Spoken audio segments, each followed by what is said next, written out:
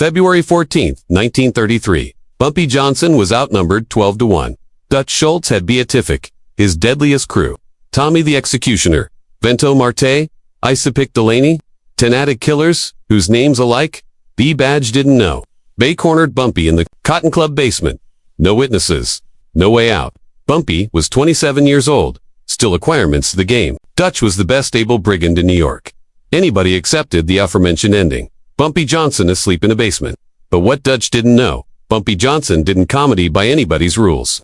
90 account later, abandoned one of those. 12 men, absolved out alive, and he delivered a bulletin that fabricated Dutch Schultz, the man who asleep over 40 people, go pale.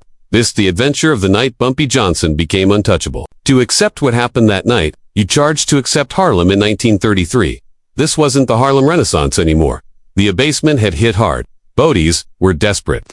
And aback bodies are desperate. They gamble. The numbers racket legal action was the aspect of Harlem. You could bet a nickel and win $50. For Bodie's authoritative $7 a week, that nickel was hope, and achievement was currency. Dutch Schultz saw that currency. He was a German Jewish brigand from the Bronx who fabricated millions, bootlegging during Prohibition. But Prohibition was ending, and Dutch bare a new empire. So he looked south to Harlem, saw all that money abounding through the numbers game, and absolutely he capped it. All of it. There was aloof, one problem. Harlem already had kings. Madame Stephanie St. Clair, the queen of numbers, and her enforcer, an adolescent man called Bumpy Johnson. Bumpy was altered from added muscle. He wasn't aloof, activate man.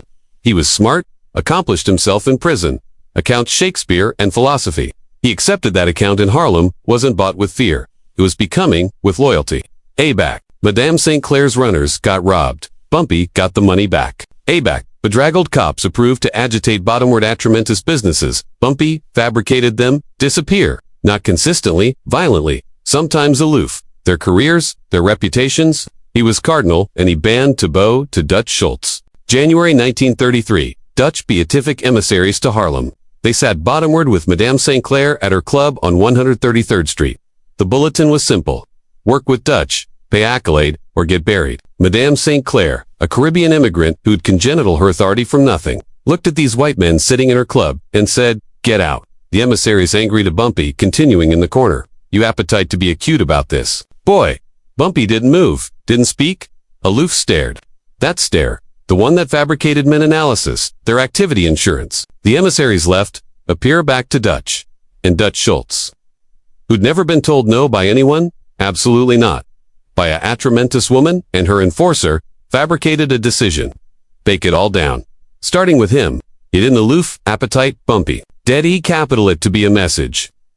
Public, brutal, the affectionate of afterlife that makes anybody abroad, abatement in line.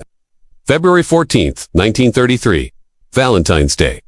Ironic because what was about to happen, Bumpy got a tip. Dutch's men were planning to hit Madame St. Clair's capital, counting abode on Lenox Avenue at dawn. Bumpy went to analysis at Al Solo. That was his aboriginal mistake. Or maybe it wasn't a mistake. Maybe Bumpy knew absolutely what he was walking into. The Cotton Club basement. It wasn't the acclaimed club. That was city for white audiences. This was the absolute Cotton Club. The after hour, Adam area Harlem's players came to drink, gamble, and achieve scores. The basement was storage, crates of liquor, poker tables, and a distinct avenue through an attenuated staircase. Perfect abode for a trap. 4:32 a.m. Bumpy descended those stairs. The allowance was a photic except for one ablaze ball accepted from the ceiling. And again, he heard it. The complete of safeties beat off. 12 guns. 12 men dispatch out of the shadows.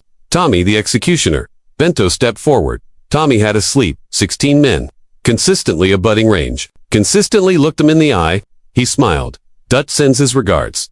Bumpy stood there, icily at his sides, face calm. He looked about the allowance slowly, counting 12. He looked back at Tommy. That all he sent? Tommy's smile faded. See, that's the affair about Bumpy Johnson that Bodies didn't understand.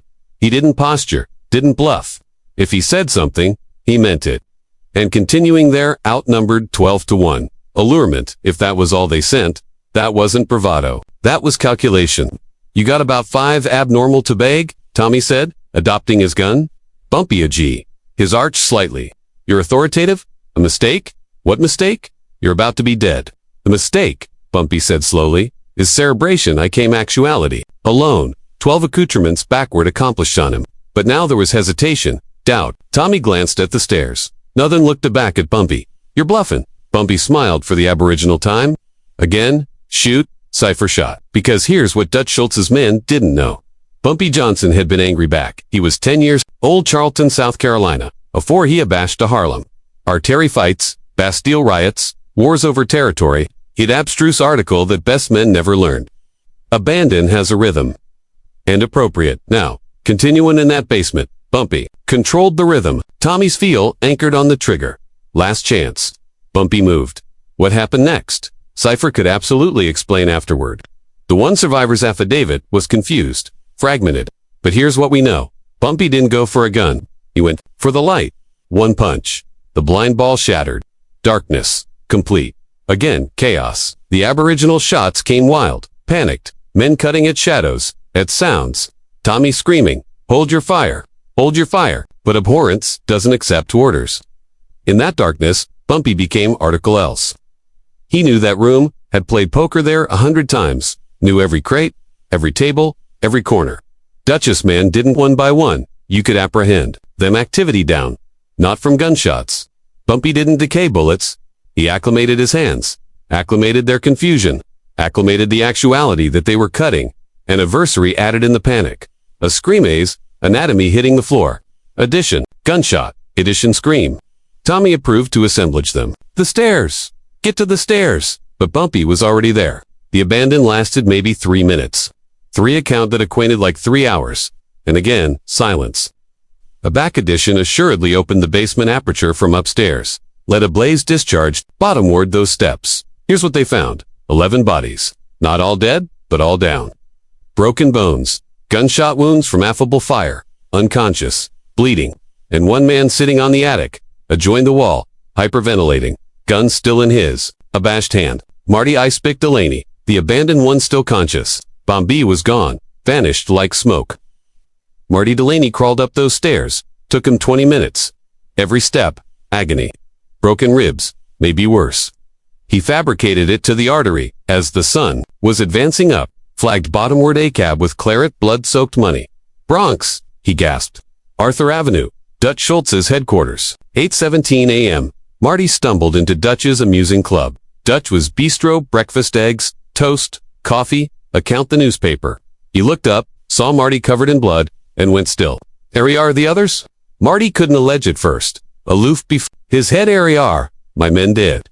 Marty assuredly whispered, all of them. He let me live? Dutch stood up slowly. What?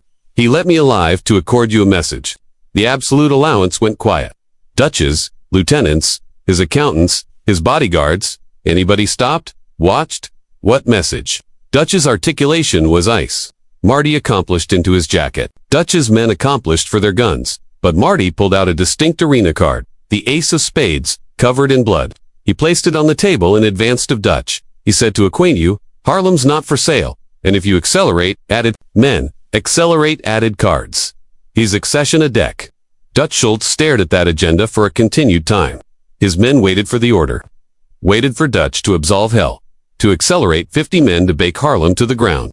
Instead, Dutch best up the card, advised it, again smiled. Not a blessed smile, a abandonment smile. He's got balls. I'll accord him that. Boss, we can't let this Dutch captivated up his hand. You apperceive what it costs to go to war with Addition who's not abashed to die.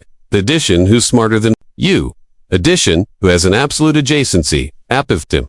He befuddled his head. It costs everything. And for what? Numbers. Money? There's easier money. He abandoned the agenda in the ashtray. Lit it on fire. We're done in Harlem. Let Bumpy Johnson accept it. The accommodation abashed everyone. Dutch Schultz, the man who'd gone to war with Luciano, who'd asleep his own partners, who never backed down.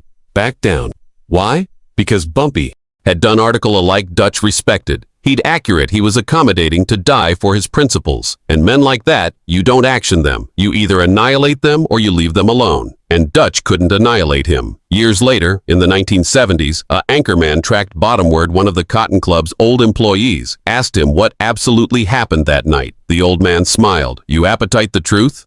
Bumpy wasn't alone. What? He had 4 guys admiral the accomplished time. They bound the basement aperture from the alfresco already Dutch's men went down. Trapped them in. Bumpy could accept to sleep all 12 if he wanted, but he let one alive on purpose. Because Bumpy accepted something.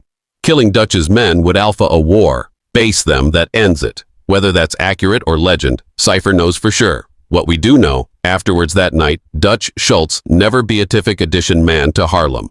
Bumpy Johnson became the acknowledged baron of Harlem's underworld, and for the abutting 35 years, he adequate that adjacency like it was his own family, not with aimless violence, with strategy, with intelligence, with a code. And that ace of spades, Bumpy kept it, affected it, afraid it in his office. A reminder, account isn't given, it's taken. February 14th, 1933. 12 men absolved into a basement, 1 absolved out, and Harlem was never the same. If this adventure hit you, accident that subscribe button. We're cogent the Bumpy Johnson belief history forgot. The moments that fabricated him a legend. The cipher that fabricated him untouchable. Drop a like if you anticipate Bumpy was the smartest man in Harlem. And in the comments, what would you accept done if you were Dutch Schultz? Added allegorical belief advancing a budding day. Don't absence it.